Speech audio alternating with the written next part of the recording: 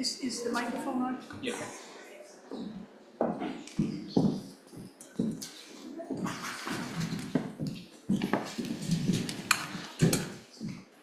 Hello, it seems like I'm holding up the joint. Sorry about that. Good afternoon and welcome. My name is Beth Ross and I have the privilege of serving as the president here at Emmanuel College. And speaking of privilege, what a privilege it is to welcome to our campus superb and committed Catholic school colleagues, leaders, educators, and pastors from across the region.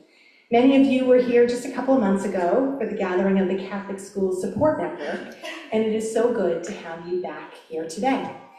Special thanks to our friends at the Lynch Foundation for organizing today's timely and important discussion. We are especially honored to have with us the president of the Lynch Foundation and a pivotal figure in the history of Catholic education here in Greater Boston, Mr. Peter Lynch.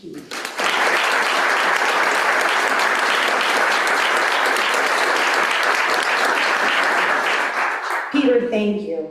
Through your vision and leadership, you have brought the transcendent power of Catholic education into the lives of countless young people. You have strengthened our institutions as engines of possibility and created the conditions for a more hopeful future for us all. We are deeply grateful for you, and we're grateful for your presence here today. I'm also so glad to welcome all of you to our campus for what is, for me, the most exciting time in the academic year. We're hoping for spring. That was thought that would have come already. But what's most rewarding for me is just watching students at the end of a really exciting academic year. This is the time when students give presentations on original research and scholarship that they have pursued under the mentorship of our faculty. This is when we hear from seniors about full-time job offers that they've received. Some come from organizations where our seniors have completed internships and nursing clinicals, and from schools like yours, where they have engaged in student teaching, pre-prac, and practicum experiences. This is the time of theater performances and spring athletic competitions, of graduate school acceptance letters, and awards banquets. There are a lot of awards banquets, I think you can relate. But like Boston itself, it never gets old. This year, however, is taking place against the backdrop of sweeping policy changes that I'm sure you'll be speaking about this evening, and what we at Emmanuel have been tracking closely since January 20th. To be sure, the uncertainty of these times has brought new challenges, and I think it also brings into focus the importance of Catholic education and what we have always done and will continue to do each and every day. Even a brief scan of the headlines suggests that it has never been more vital to raise up new generations of principled and effective leaders for our professions and our institutions, which means, in turn, that it has never been more crucial to form young men and women in an environment rooted in excellence, responsibility, belonging, and love of neighbor. All of us at Emmanuel are deeply honored to collaborate with you in this most worthy work. So now, as we continue our Lenten journey, I'm pleased to introduce a good friend and colleague, Sister Karen Hokinson, Sister of Notre Dame de Namur, and the Dean of our School of Education. Sister Karen.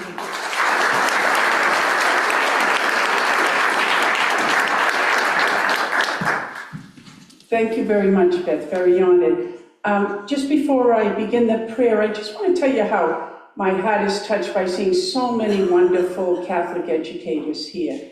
You know I speak for many religious communities, Sisters of St. Joseph, Sisters of Notre Dame, Sisters of Charity, Divine Providence.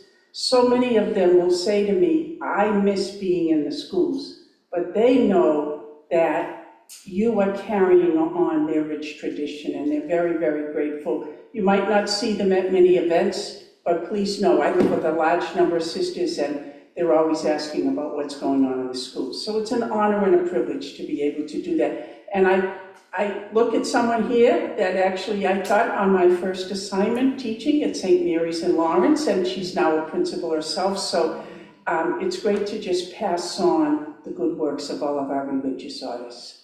So now let's just take a moment, and in the name of the Father, and the Son, and the Holy Spirit. Emmanuel means God with us. Today we thank God for all those who have prepared this meeting, and those who will carry forth with implementing and making sure our Catholic schools are sustainable. Today, we as Catholic educators take time to pause during the season of Lent to recognize God in our lives. We are part of a people on pilgrimage. We nourish each other through sharing. We educate with global values. We live justice, peace, and love. May we be moved to be advocates for our youth. Bless our meeting and grant us the guidance to move forward with gospel values to educate for life. And once again, Emmanuel, God be with us. Amen. Thank you. Now it's my honor to pass along. I know Katie graduated from Notre Dame Academy in Hingham, and many of her sisters will say, "What's she doing?" I said, "You can't slow her down. She's going and going and going." But a big thank you to Peter Lynch and the Lynch Foundation for all they have done for Catholic schools. I was actually a principal in the 80s and the 90s, and I just saw the Lynch Foundation grow and grow and grow. And it continues, and it continues with great leadership. So it's my honor and privilege to introduce Katie Everett.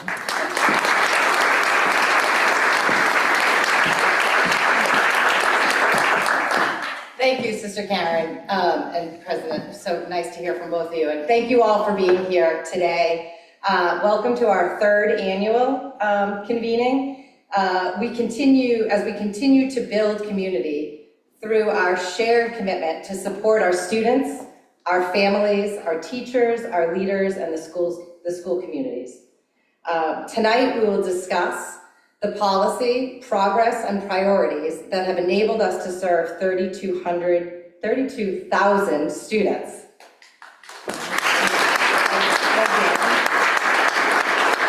Which, yes, is 200 less students than 5 years ago, despite the fact that we closed 15 schools. It is my great privilege and honor to introduce a great friend and colleague, Kara Kandel, to lead us through the presentation today. Kara is the Vice President of Policy at Excel in Ed. She's the author and editor of 25 papers and 4 books on ed policy. She is also a senior fellow at the Pioneer Institute. In her role at Excel in Ed, Kara focuses on education policy strategies that ensure quality, innovation, and opportunity for all. So it's a great pleasure to introduce Kara, and we are so privileged to have her here to lead us through this discussion.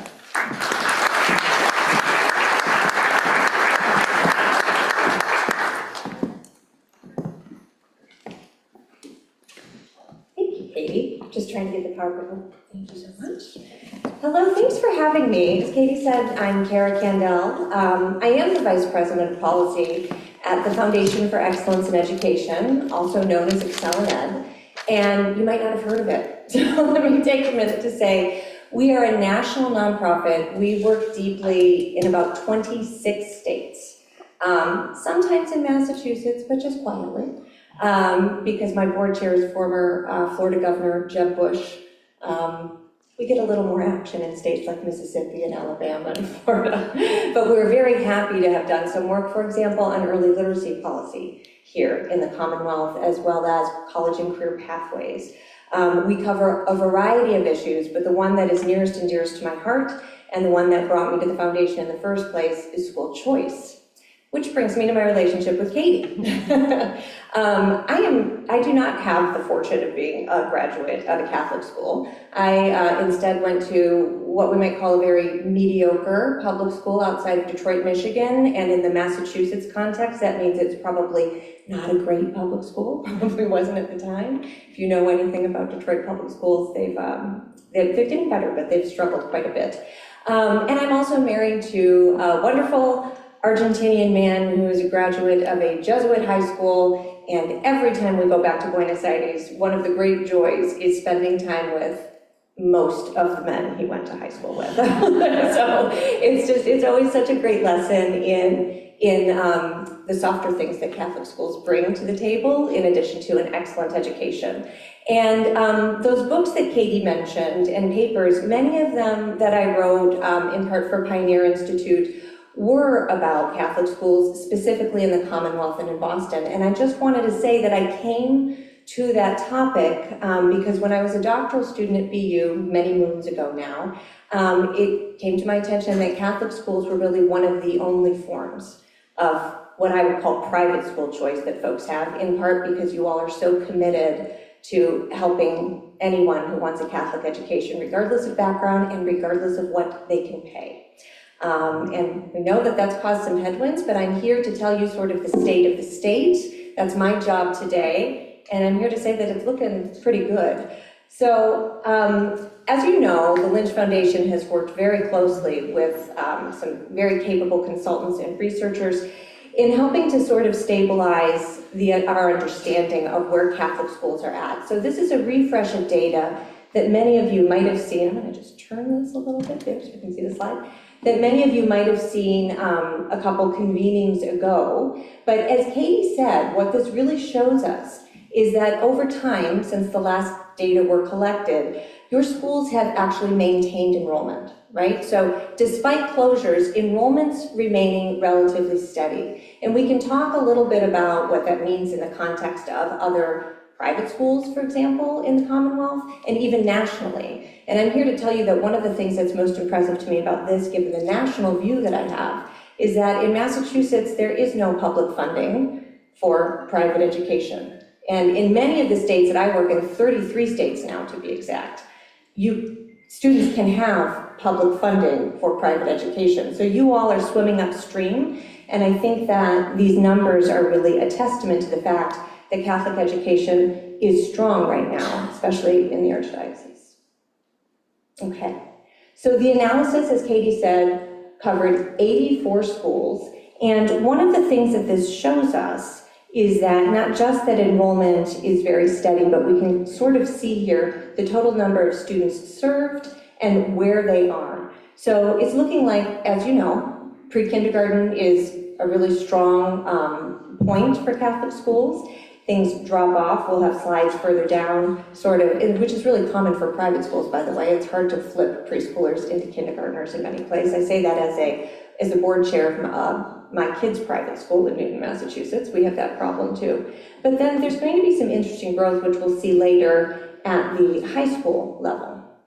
I think there are a couple of interesting reasons for that we can think about. And here, just a slide showing you things that you probably already know, mainly that parish model remains the dominant form of governance. But this is how you all are sort of nested geographically and the balance of suburban and urban schools.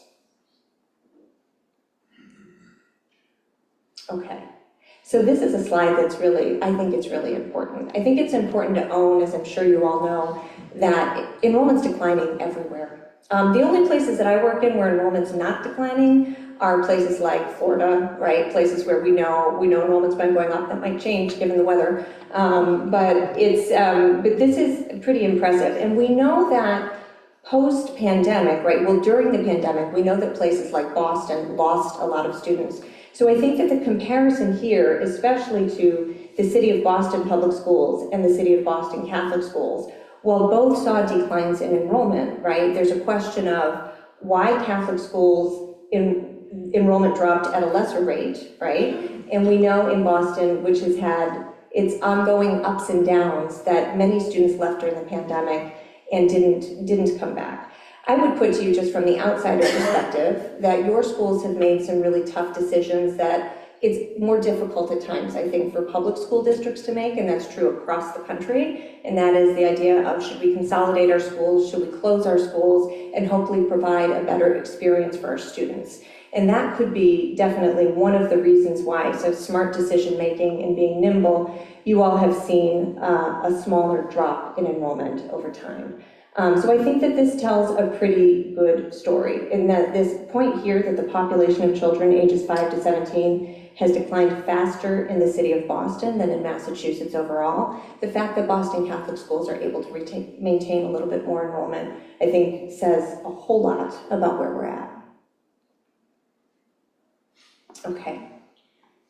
And this slide shows pre and post-COVID. Katie and I were just talking about how I felt so fortunate to have my kids in a private school during COVID, because that learning loss that we're all seeing now. I see former Commissioner Jeff Riley somewhere in the audience back there, I think.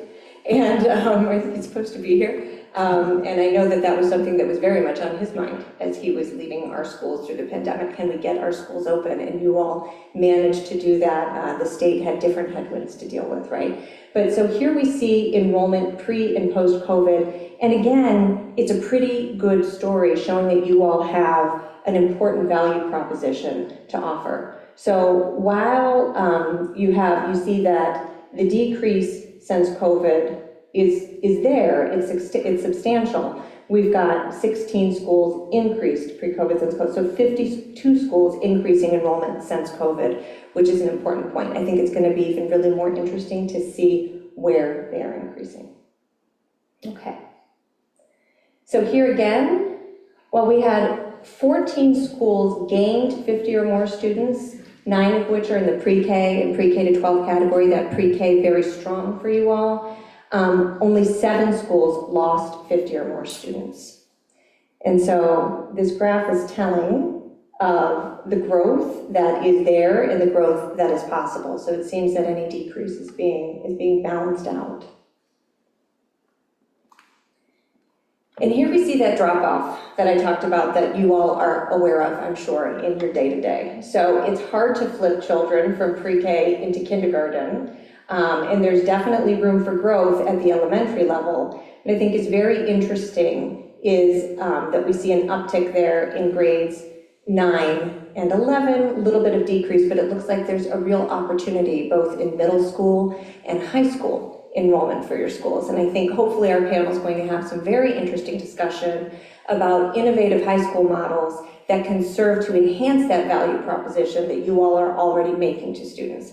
To be clear, headwinds were mentioned at the beginning, at the outset of this gathering. And I think one of the things I'll say that I'm concerned about is the chair of a private school board is just right now sort of the economic whiplash that we all seem to be feeling, the uncertainty that's out there in regard to enrollment. Many of you are probably thinking about enrollment contracts at this kind of time of year and dealing with that uncertainty as parents feel, can I do it? Can I not do it? What's this going to look like for me? Hopefully that's something that I think your schools are better equipped than many other private schools to offer, because I would put to you that you know what you stand for. And that's a really, really important thing as we look at why I think it's very interesting that families might be very inclined to come back at the high school level. Not that we aren't thinking about moral formation and other important things earlier on, but once we get to high school, I think many of us start thinking even more about that proposition. So lots of room for growth there, lots of great opportunities. Okay, and retention. So student retention is pretty good once we get past that pre-kindergarten to kindergarten slump, right? And I think this is really encouraging news that you all are retaining students even in the green there in 5th, 6th, and 8th grade. So point out the 9th grade retention rate of 126%. That is an important net gain for the system. That's new students entering the system. It's a very important net gain. And we see here kindergarten, the net loss. And again, that's being felt by not just Catholic schools, but private schools across the country. We have some ideas about how we could think about middle school pathways for students too that would make even that elementary school experience very attractive for families. And we're going to have a panel up here in just a moment to talk about some of the innovations they are experimenting with and implementing in their schools. But here I think the data provides some really interesting insight into the things when schools are successfully retaining students and enrolling new students, the kinds of things that they are doing. So expanded pre-K programs, of course, and once, we all know that once you really can expand and have an enriching pre-K experience, parents might be more likely to stay for kindergarten. Co-ed introduction, so by formerly single-sex schools becoming co-ed, although I put you that single-sex schools can still be really important, have grown their enrollments, and then increasing the total number of students served. So again, you can maintain or nearly maintain enrollment even when you have to make difficult decisions about school consolidation and closure. And then this is something near and dear to my heart because it's something that we work a lot on at Excel and Ed. And this speaks to elementary and secondary schools have formed partnerships. So that's not just partnerships with external organizations in the community or maybe one another, but I think you can also think about these partnerships and pathways in terms of the kinds of offerings schools are increasingly thinking about giving to students as early as 7th and 8th grade as they think about the future and think about preparing for the future. And I know that many of your schools are innovating in these ways too, thinking about how do I provide what we know is an excellent academic education, but helping students really think to the future about the multiple pathways that should be available to them in a rapidly changing world. Okay. So again, it's the middle school problem here. That's what these slides are illustrating, that if we could flip more kids from pre-K into kindergarten enrollment, things would be great, but 6th and 9th grade classes need to engage in a little more recruitment. We saw that there were some schools that are doing very well at 9th grade. It's that middle school area that can really be a pain point, and this shows you a little bit by region to help you understand better where you might stand. Okay, so this is really important. Katie and I were just talking in the back about, I'll just say it, not having grown up in Massachusetts and seeing what's happening currently with, for example, the state's NAEP scores, which personally give me heartburn. We can talk a lot about Massachusetts being #1, but I think that when we look under the hood, we have to be very honest with ourselves that too many schools across the Commonwealth are not serving students to a high standard. We are definitely seeing math scores dip in a very meaningful and frightening way. So I think it's really important. I think looking at these outcomes are important, that Catholic schools had a slightly more favorable ESA assessment outcomes than district public schools and performed in line with math. I would put to you that here's a really important opportunity, right? I know in my own work across the country, we're seeing math fervor. States, jockeying to pass legislation to define the kinds of, redefine math standards, the kinds of materials that should be used in classrooms, not things that you all have to worry about because you don't need to worry about state legislation. But I think that there's a lot to learn here, and many of you are already doing it, in really robust early literacy programs that, of course, can help with that retention in elementary school, right? If parents intuitively know, we know that parents intuitively know, for example, if their kid's not learning to read, they're wondering why. And so doubling down on the tactics, my mother always used to say to me, I don't know what they're teaching you in that school, and she would make me do phonics with her, as she was running a marathon, and I would ride my bike beside her. But we know that the basics of a strong Catholic school education, you are teaching students to read. Math is the new frontier, I think, in many places, and rethinking the kind of math education, not only that we're delivering to students, but that teachers are being trained to deliver to their students is really important, something that we're seeing across the country, not only in public school districts, but in private schools as well. Okay, we're not there yet. So I think now it's time for the panel. Yeah, great, thanks. I'm going to introduce the panelists to come up. Dan, Monica, is John? And John, you made it. The out-of-towner still couldn't figure out the Red Sox schedule. And we are going to hand out, where are the students? We're going to hand out oh, come on up, sorry.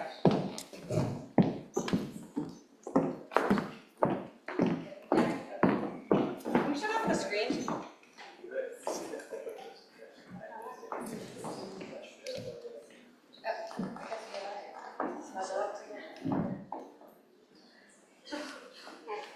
There we go. Thanks. All right. Well, Kara, thank you so much for that. That was awesome. We're gonna have a real quick discussion with these three phenomenal school heads. I'm gonna ask them to introduce themselves and say what schools they're from. So, John, would you like to go first? Sure. I'm John Thornburg, and I am from Malden Catholic. I'm the president, and this is my 6th year. Great. I'm Monica Lucy. I'm the principal at Lawrence Catholic Academy, and this is my 2nd year. I'm Dan Carmody. I'm the president of Cathedral High School, and I'm in my 6th year. Awesome. And so we have phenomenal, incredible school leaders across the entire system. Many of you are here. We selected you three to share because collectively over the last 5 years, you've managed to raise over $100 million for school expansion and enhancements. And I'm wondering if you could share with all of us, how did you begin that process? What was the decision that you made to enter into those campaigns? Do you think I need this? Yes. No. You do? I need it? Okay, sorry. I won't start over. You get it. John definitely needs it. Yeah, soft spoken. John Thornburg again from Malden Catholic. The question is, how did we decide to enter a capital campaign? A capital campaign for our school was really based upon where we are in our school's history. Those of you who know Malden Catholic know that in 2018, our board and school administration made a very innovative choice. I was not there at the time, to add girls to an all-male school and not go co-educational, but go, as we call it, co-divisional, or as some would say, co-institutional, where the young men and young women attend classes in separate rooms and have separate lunches. So you have really a co-ed school that is single gender, if you can wrap your head around that. That caused our enrollment, adding another gender, to skyrocket. We attended the State of Catholic Schools several years ago, the Parthenon data, and we were very intrigued by a couple things we saw there in that data. One was, adding a gender. Another one was expanding. We owned a fish factory across the street. It had not been used in years. We weren't using it. We weren't even sure what we were going to use it for when it was purchased. And we saw that data, and we also saw that many students were leaving 7th and 8th grade and going to high school 7th and 8th grade programs. And so we embarked with that data to go into a feasibility study where we dug deep and had some help to decide what is our future, where do people see us going, what are our strengths, and what are our opportunities.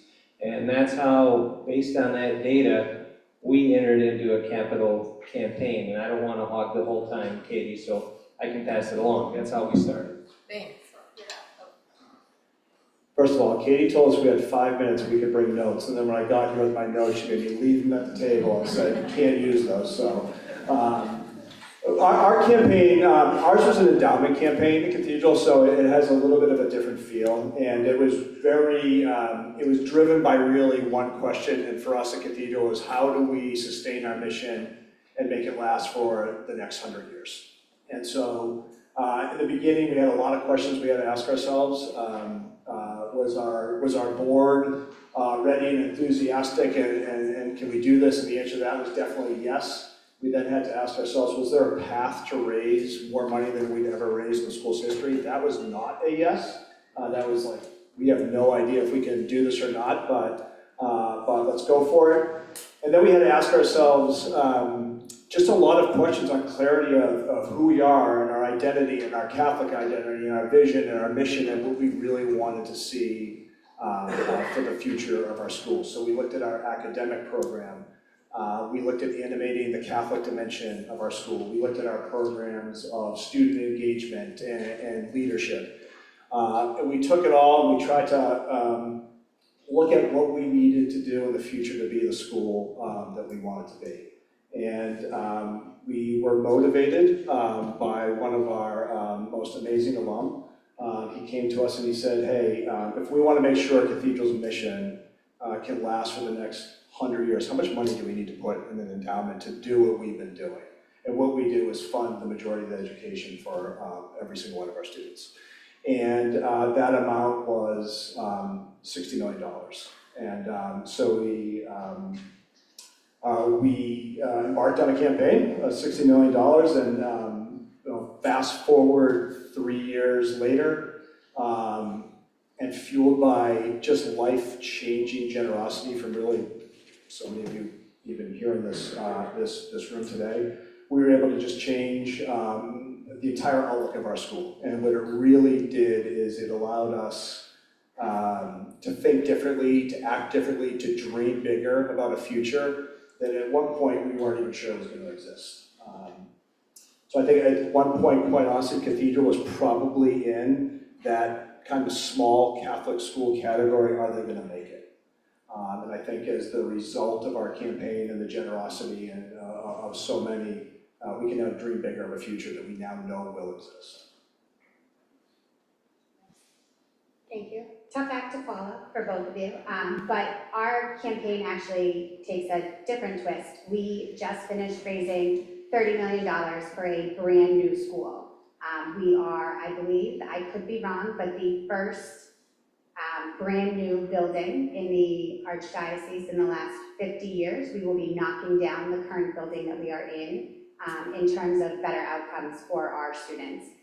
Being in Lawrence, we are in a building that is over 100 years old. It regularly floods with water and sewage. The gym is a cement room that serves 500 children. Some of you have been there. And this entire process started years and years ago when Father Paul had a dream, I guess, many, many moons ago of better outcomes for the kids in Lawrence. And without the generosity of so many of you here, Peter Lynch notwithstanding, we couldn't do it without you, we wouldn't be at the place that we are today, which is in July of 2025, opening a brand new school that will serve 570 plus students in Lawrence, which is just absolutely phenomenal. In addition to doing that, we've raised academic outcomes for our students. We have implemented new math and ELA curriculum to make sure that they are receiving and earning what they can do for themselves. It's been transformative for me. I've only been there for the last 3 years, but to watch where the students have come and to see them excited about what's happening in their backyard is unbelievable, and it's going to completely change the trajectory of their lives. It's been absolutely life-changing for our kids. I didn't know we were sharing numbers here. You guys, 60 million, 30 million. They've got me beat already. I'm glad I didn't lead with where we are. We're only a year in. We've raised 20 million. I guess that's not too shabby. For the building across the street, thank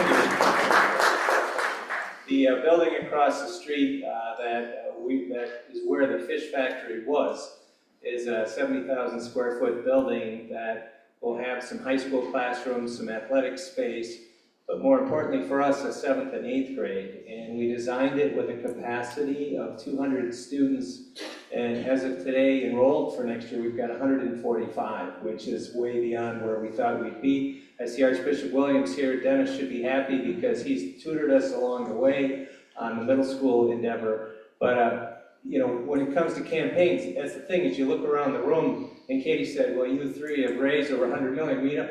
You know it's a team. It's people buying into a vision for the life of your school and what the future is going to bring. And we're just fortunate to be in the role to kind of marshal and steward and be told, this is a good thing to do here. And it's just a great spot to serve in a role like this. Okay, Kate. That's awesome. No, wonderful. Thank you so much. And I mean, all three of you, and there's in the back of what you just received, there's 3 pages and it's a sort of overview of what these 3 schools have done, which has been nothing short of spectacular.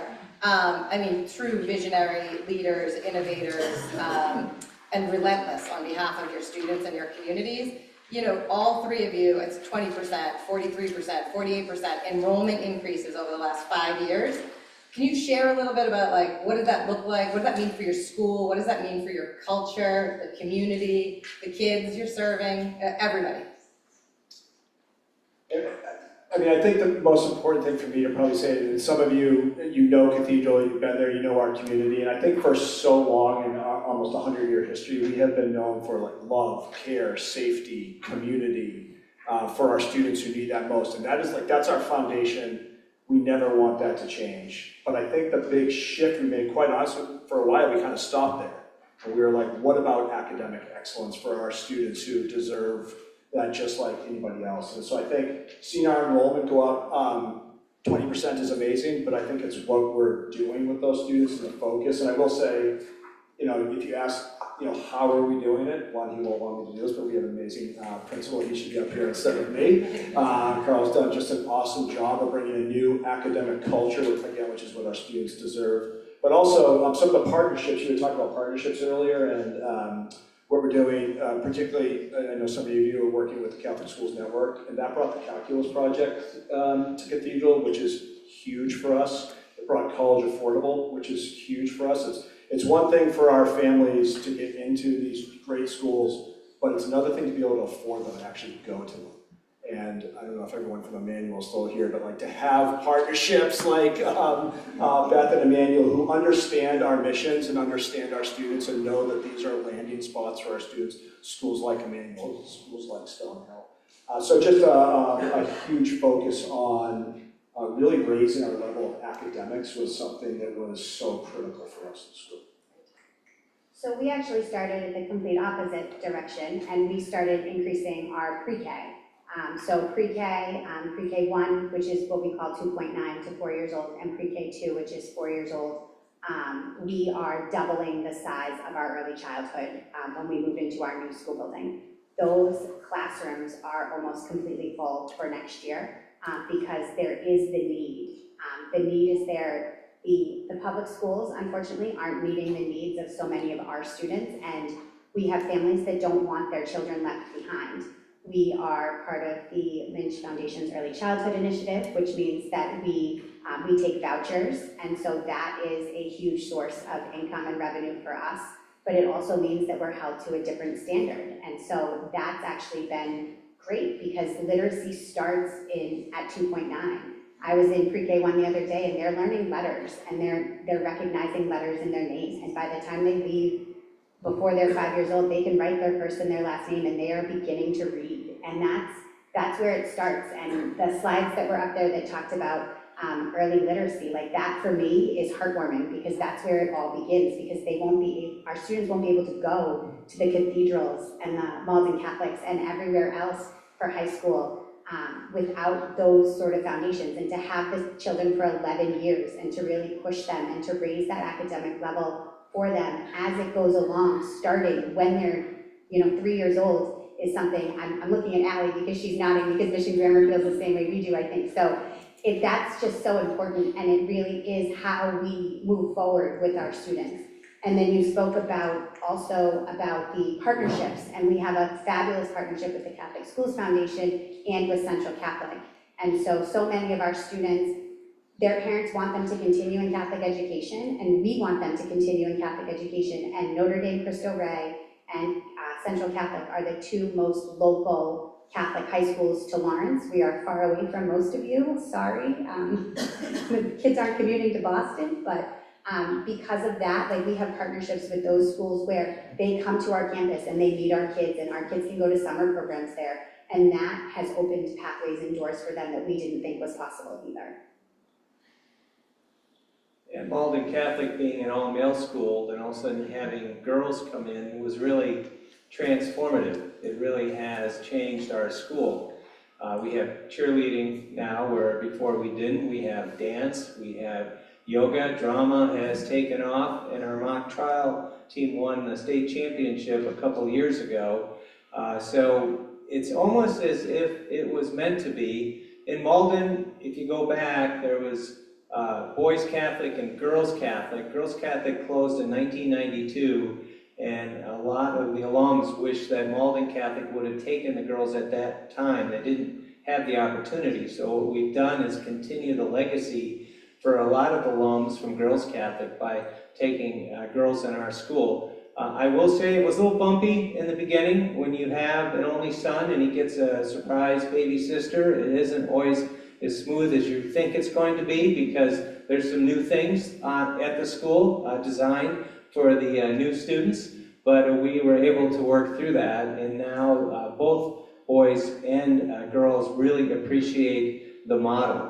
We have, in graduation, we have a boys valedictorian and a girls valedictorian. In our student council, we've got a boys student council president and a girls student council president, and it really causes them all to work together, and our community has become much stronger. That's great.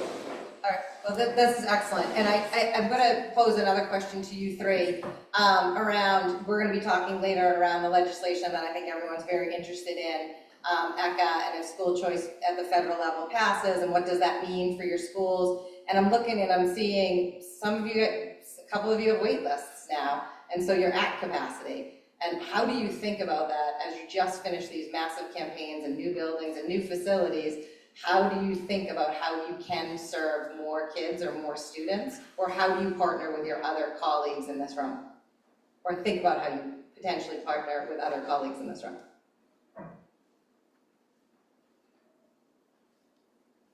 I mean, I can take a shot at that. I mean, the capacity question for Cathedral is a little different. Only 9% of our revenue comes from tuition.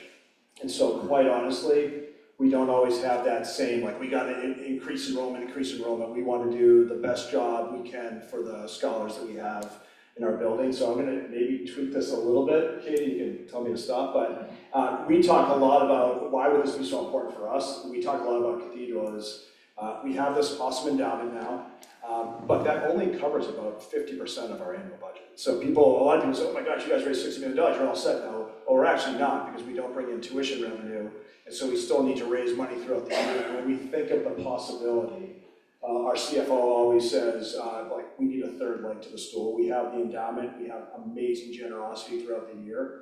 But to think of being able to open up Cathedral to more families who would now have greater access because of this legislation would be a massive game changer for us in terms of how many people who maybe had never thought that Catholic education was even remotely accessible to them now see that they have a pathway to our schools.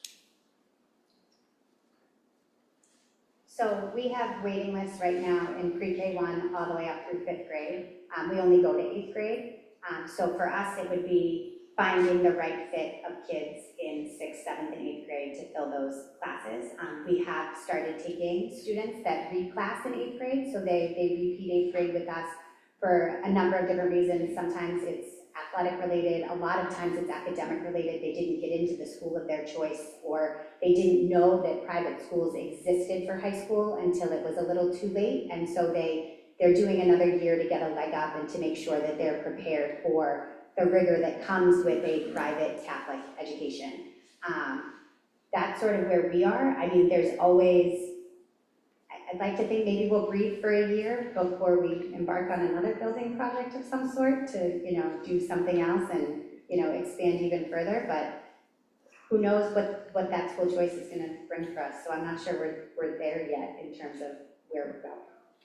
I could see it as a benefit to Malden Catholic, whereas our girls' incoming freshman class, there is a waiting list for that, very high demand. The boys don't quite get there. The older grades, there's always room for that. We give out quite a bit of aid for our school. We draw from a pretty wide socioeconomic area there in Malden. You've got Saugus, Revere, Everett, Medford, a lot of different areas where students need aid. And our student diversity is right around 40% as well.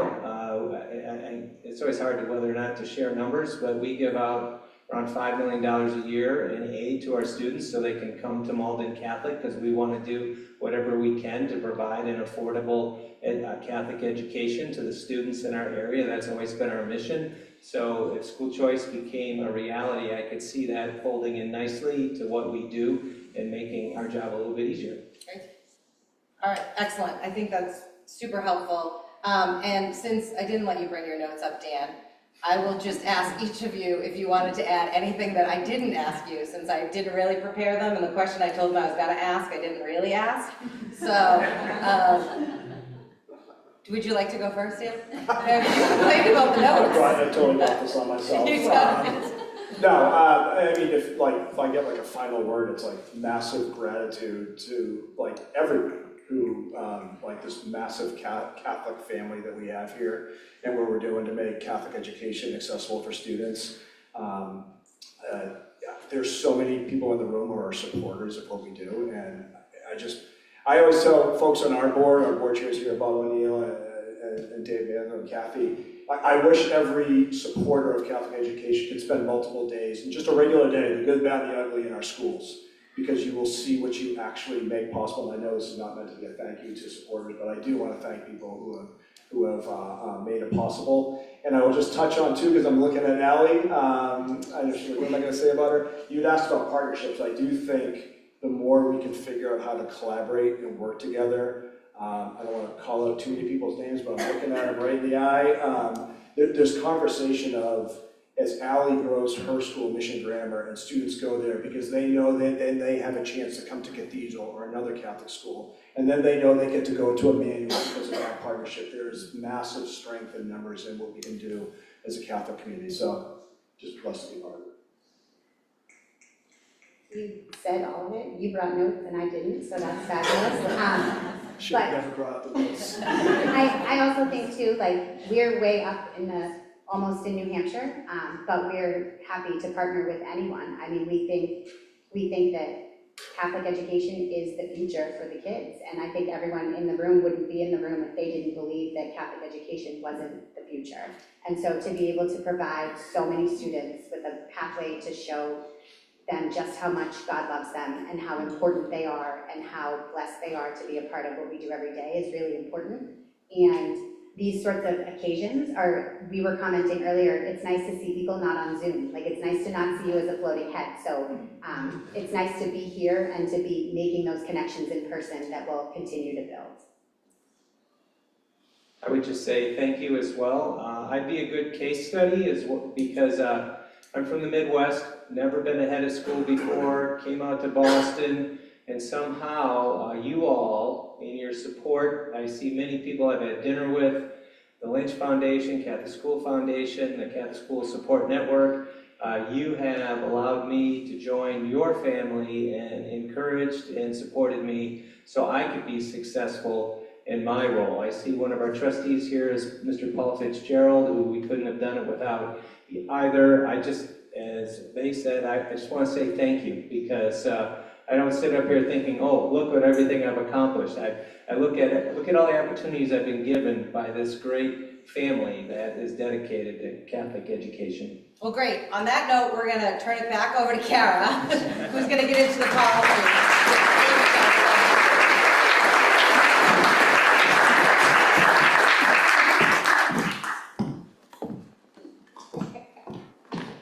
I really got the boring policy wonky stuff. I could listen to the panel for a while longer, Katie. Sorry. How do I turn this back on?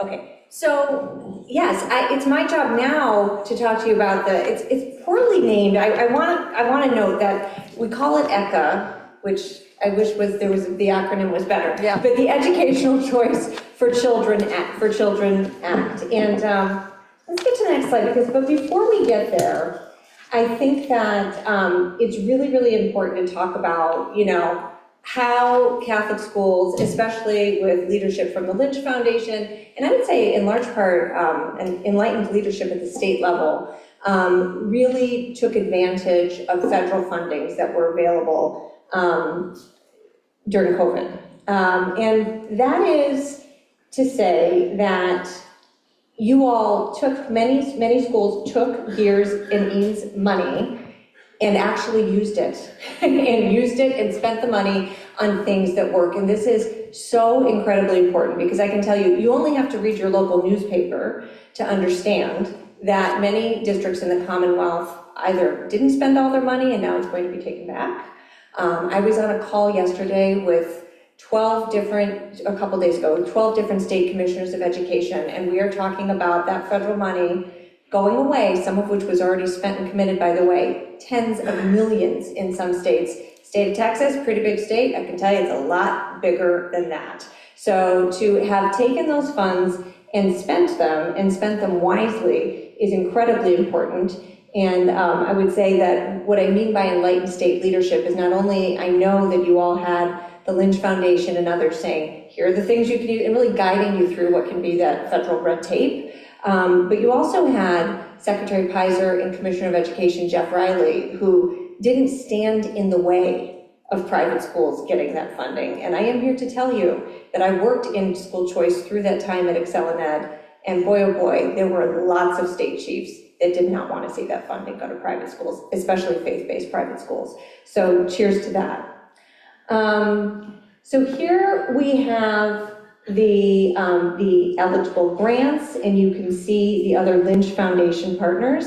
I want to point out here that this support of 80+ teachers to earn bachelor's and master's degrees and are now partnering with neighborhood villages, this is not only phenomenal because it gets to teacher pipeline and it gets to teacher retention and it gets to that high quality stuff that you all are doing in classrooms, but it's also a non-recurring expense. And again, if you read your local newspaper, a lot of budget deficits right now come down to districts that did not spend that money wisely and invested it in recurring expenses, which policy wonks at the time, such as myself, were just begging states to provide a template to not let districts do that.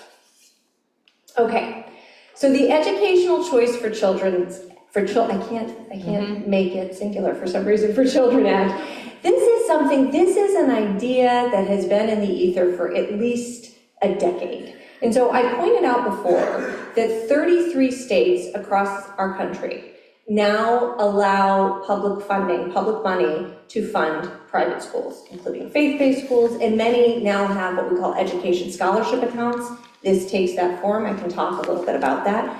But this is incredibly important because unfortunately, at least in our lifetimes, Massachusetts is not going to be one of those states. So there are 2 states where I don't think it's ever going to happen. And one is a state where I grew up, Michigan, and one is a state in which I live now, Massachusetts. And that's because we have a very, very strong Blaine Amendment. And those have fallen in other states due to a Supreme Court decision in 2021. So this is a way around it, right? And the Educational Choice for Children's Act it's a tax credit scholarship program at the federal level. So if both individual and corporate donors can make donations, and then the government will distribute that. It's up to $10 billion can be raised at the federal level, and each state is eligible for a minimum $20 million allocation, a minimum $20 million allocation. Very importantly, it's designed so that governors can't stand in the way. And that was a key piece as we were thinking through, we helped advise on this policy, as we were thinking through, it's like, it can't be an opt-in, it has to be something that is available, states want it. So nobody can get in the way should this thing pass.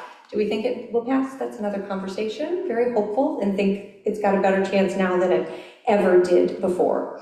So this could be incredibly, incredibly important for Massachusetts. Okay, so as I said, up to $10 billion, over 1 million students could be served in all states, and eligibility, here it is, up to 300% of regional median family income.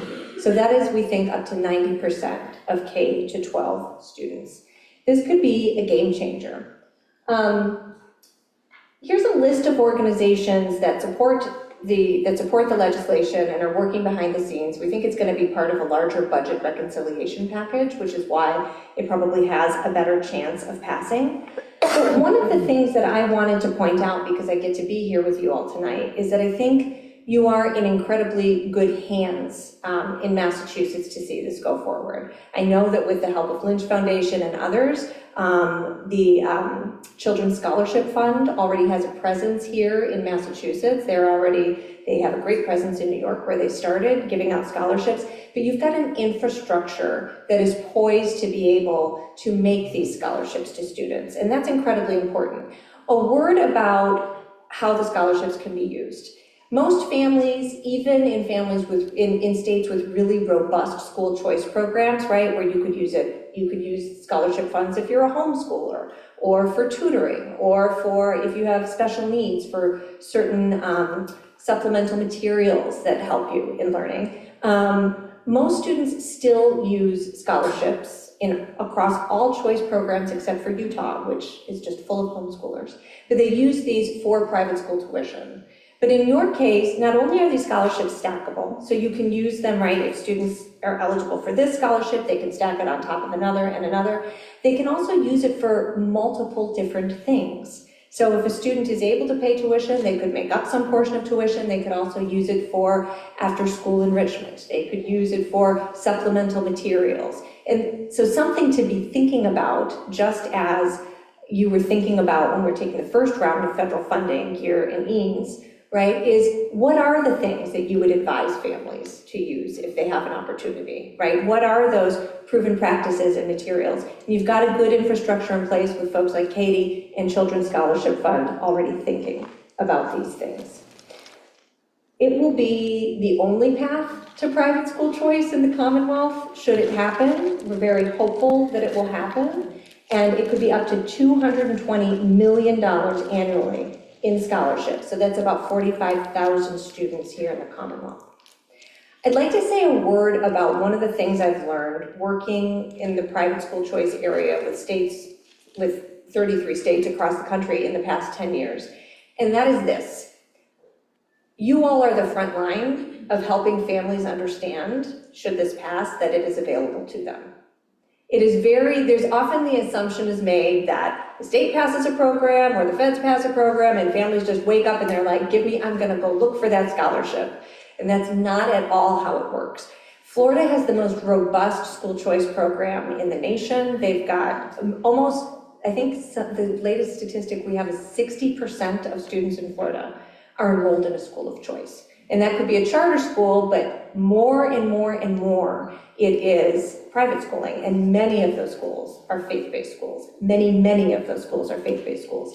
And the larger the scholarship gets, the more we see enrollment go up, the more we see demand for schools, the more we see private schools and faith-based schools being established, and as well as many niche schools. I think people are often surprised to know that we've seen great growth in the number of schools established specifically for students with autism, for example, as these programs become more widely available.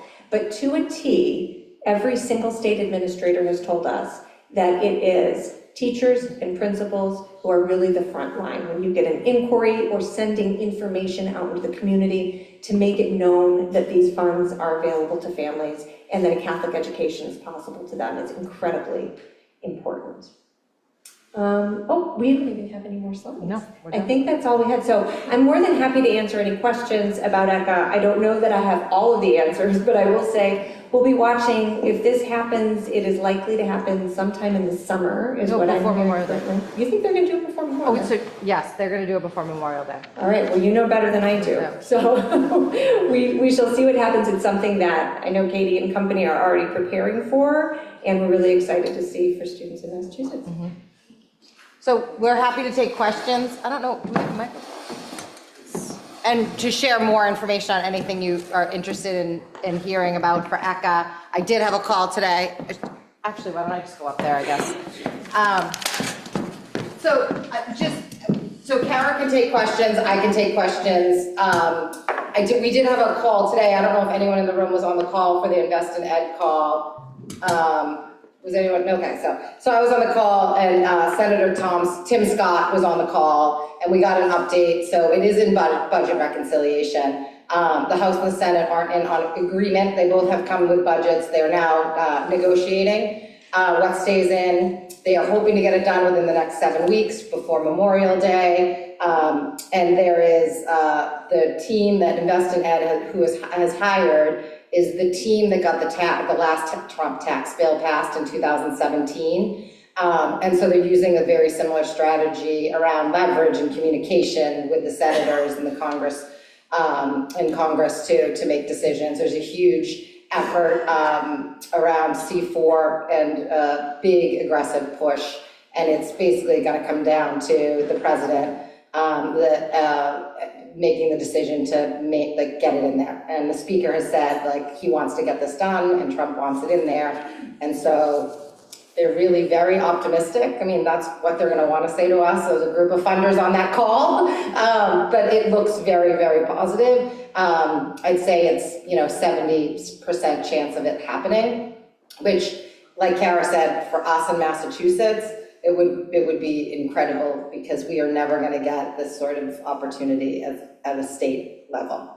And so again, happy to answer any questions. We can talk a little bit about how the SGO works, talk about how we think on May 15th, I hope most of the school leaders know that CAPE is having, the event at the State House. I hope you're gonna be there. I hope you're gonna bring your students and your families and really push and support this opportunity. I know that the superintendent, she had to leave, she had another event, and the Archbishop had a commitment, he was not able to be here.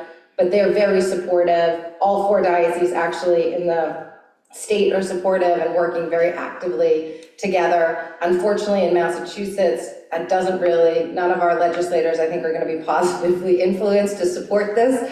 I just think, if you have relationships with them, as long as they're neutral on it, that could be helpful. But again, any questions you have? I think we can run around. Yep, yes. I hate to get into the nitty-gritty right away, but as soon as you put the slide up here on Massachusetts with a maximum of 220 million, it could impact 45,000 students. Dan and I are doing the math quickly, and that's about $5,000 per student. Is that kind of the metric that would be huge for us? Yeah. Or any number would be huge for us, but should we be doing the math like that, or is that, did I just make that number up? Yeah, no, I mean, I think you should be doing the math like that, but I think it remains to be seen. You'd have to probably really think about, how many students you could take and at what, we're in a really interesting place in Massachusetts because cost of living is so much higher, right? In many of the states that I work in, $5,000 buys you a private school education, full blown, no problem, right? And we're not there. So I know that it's much, and I do think it's probably fine to be thinking about it in that ways. I would also encourage you to think about the extent to which students might need other supplementals or outside of school experiences that they could pair this with. So it could be unique to each family in many circumstances, and that's the way I would be thinking about it. Like I said, it's the frontline, school level counseling that families and kids need to be able to make this work for them. Anyone else? Oh, yes, Dennis. If this were to pass, and it sounds wonderful, thank you for everybody's work in helping to make it pass. What would be the logistics of, serving a community where this will allow a person to come to our school? What's going to be the logistics of actually getting that money? Yeah, so families, scholarship and granting organizations would exist, and we've talked about, so the Catholic Schools Foundation is an existing SGO. Children's Scholarship Fund, also an existing SGO. Families would apply to the SGO and then take the money and bring it to you. But you would want, as school leaders would want your families, you would want to educate your families. So there will be, as we think about this, so we have a next 7 weeks, we'll see if it's go time or not. And also the bill likely will be for Jan 26. Yeah. Yep. So it would affect your September 26 school year, right? So we have some planning. I mean, we have time, but you would set up this SGO, and then the individual or corporations, in lieu of paying federal taxes, make a gift to the SGO. And there's caps. I think it is 10%. Yes, there's caps on giving. Yep, so up to 10% of what you owe the federal government, or $5,000. Either, it's not lesser or more, it's either of those two you could do. And the money, sorry, go ahead. I was gonna say corporations is 10%. Right, and the money of the tax credit, the amount that can be raised, so right now it's a cap of 10 billion, but if the volume of the cap is reached in any given year, the next year it will increase. Right? And so this could potentially grow over time, which I think is a really important point. I would also say just one tiny detail logistically. What normally works with the SGO is that it's not even, in the case of if a student took it and wanted to use some portion of funds for tuition, and some of that remains to be seen. But most of the time, a student's just got to identify, I want to go to Malden Catholic, and the SGO is going to send that check directly to the school, right? They're just going to write it, and it's going to be in your bank. further go to Archbishop Winton. Noted. Any other questions?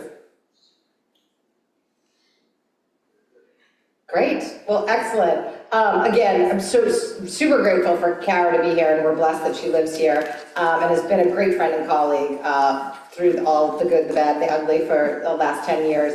And so grateful to see so many of you and have you here. Please stick around. The bar is open. I literally look back and you're like opening the wine bottle, sorry. And there's snacks and just mix and mingle, I guess. And again, grateful for all your support and so happy to see you all here. Thanks a lot.